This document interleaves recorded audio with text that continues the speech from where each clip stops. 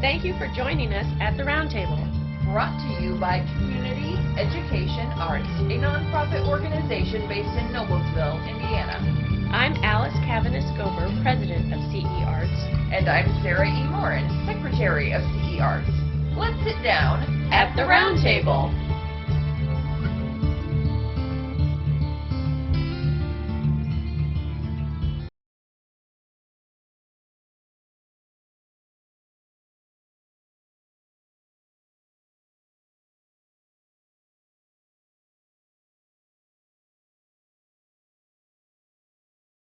Next up on my list is, or our list, I should say. I'd say my list because it's like written down in front of me. The Picture of Dorian Gray by Oscar Wilde, published in 1890. My little quote notes are many themes to explore, you know. Right. So what do you think about this one? It's been a long time since I've read it, honestly. Okay. I remember enjoying it. I remember liking the speculative fiction element of it. We only have, I think, 2 on our potential list by men, and so if we are going to have a view of romance, it would be nice to have a number of different gender perspectives on there. So yeah, this one I think the reason I think it works, it would work for a nice year, whether it's this one or not. Maybe so much. I think the themes of great romance. I'm not sure that this really would ever be anybody's idea of, oh, great romances, the Picture of Dorian Gray. But another theme I was playing with way early on, months ago, was kind of having choosing books that had real situations that everybody could relate to, but had like a supernatural element to them. And this one certainly fit that.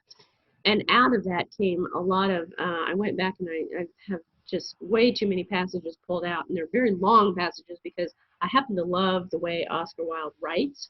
This was his only non-play, this was his only prose piece.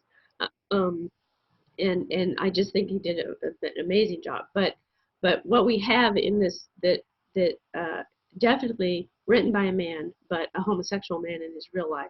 There are definitely themes of homosexuality running through the book, not particularly good, bad, or ugly. They're just there, and they're there in a way that you know are thought provoking and yet at the same time, I think especially some of the dialogue that he wrote for the artist Basil, it's just so matter of fact. You know, it's just there's no. I found it very interesting that even in 1890, when you know he was writing this, that he wrote it just so just clearly, you know.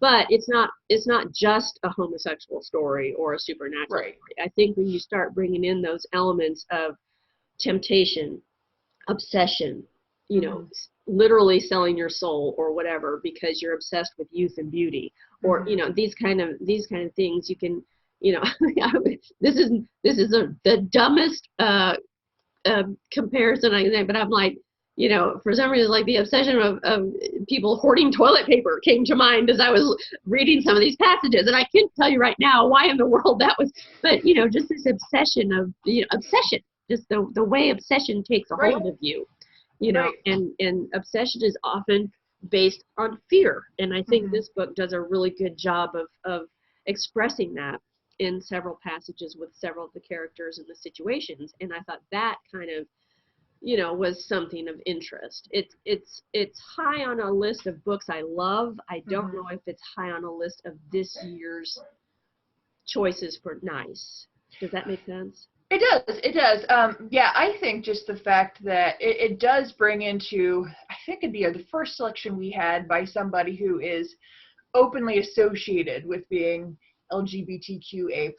Yes. And so that would really enrich and diversify our discussion. And it could fit into our concept or theme if we go with it of love, because it is kind of about self-love. Yeah, oh yeah. I mean, I think I feel like I've sort of moved past the love thing, but yeah, no, that's definitely thematically, I think this was Oscar Wilde's prose homage to, you know, homosexual love, and yet all that society, you know, pushes against that as bad is represented in the portrait and all the, you know, all the evil and all that stuff. So I mean, I think it's definitely hard to separate love from this story.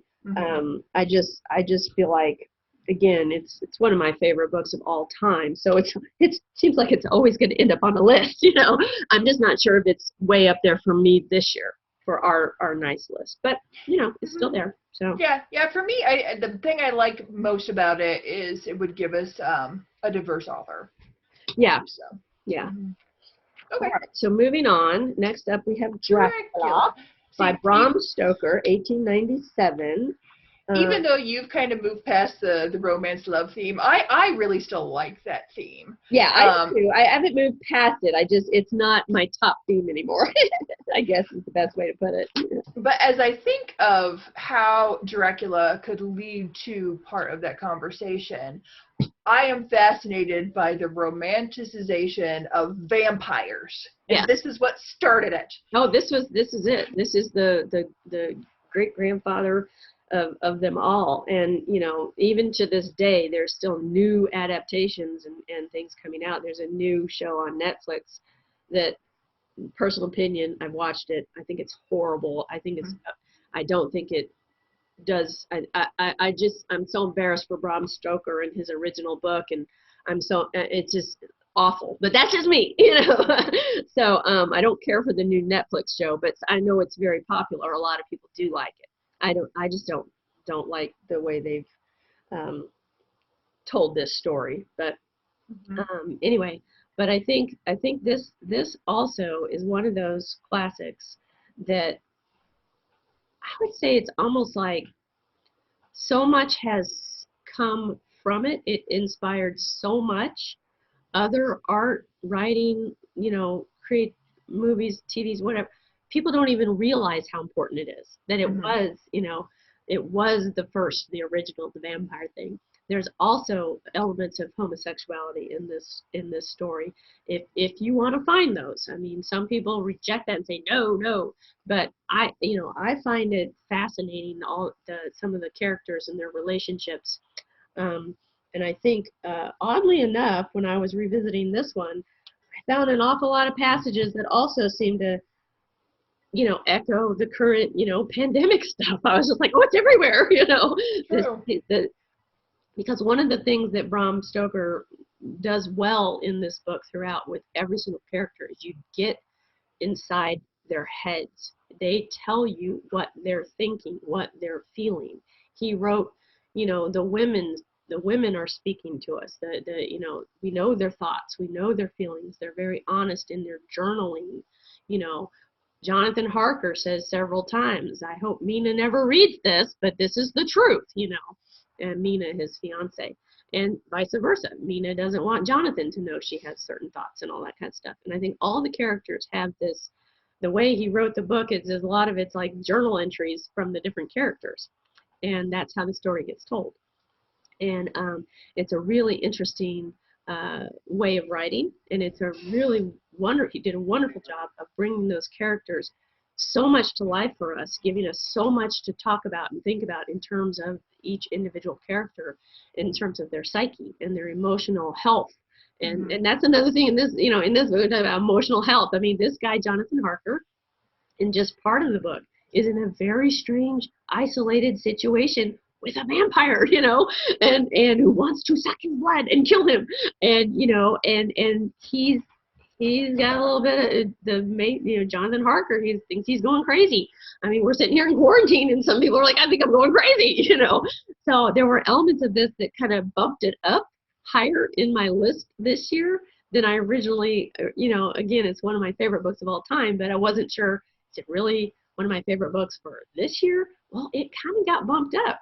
You know, it's kind of right up there now for me, because I really am thinking, you know, if we're talking about setting a scene of, you know, isolation, despair, you know, crazy bad things happening, a lot of the stuff that happens in the book is very supernatural. But another word you could use is surreal. the word surreal comes up in this book sometimes. Mm-hmm. You know, I mean, there's just I was just like, oh my gosh, oh my gosh, oh my gosh. It went up in my esteem for the list this year. Well, I like what you're saying about that, Alice, because I think that my initial reaction is I would want to talk, if we were sticking with a romance theme, I would want to talk about what happens after Dracula. Yeah. Because Dracula in the original book, vampires are way less sexy than they are now. Oh, yeah. Oh, yeah. But if we're going more with this theme that we're having with the isolation and, you know, the pandemic, yeah, then I think it's very ripe in its own right. Yeah, I would also add that there's so much meat on the bone with Count Dracula's character in terms of another theme that, whether I wanted it to or not, I kept seeing in a lot of these works are, for lack of a better phrase, situations of domestic violence, one way or another. You know, interpersonal abuse situations, and Dracula is the epitome of charming abuser. I mean, he literally casts a spell on you in order to get you under his control so he can suck your blood and kill you, you know. Mm-hmm. I mean, that's extreme and it's supernatural, but the character development and the personal relationships, the way the interactions that we are witness to as we read the book are really fascinating. And he may be a vampire, but I'm pretty sure I would bet that Bram Stoker was very aware of human nature and dominant personalities, especially between, you know, not just men and women though, but just dominant, for lack of a better word, abusive, controlling personalities. And I feel like this is a psychological drama, a psychological playing out of human personalities in a really amazing way if you choose to read it that way and not just as a gothic horror, the first vampire story, you know. So a lot of meat on the bone, a lot of themes, you know, a lot we could do with that. Yeah. I also see a lot of possibilities there. Right.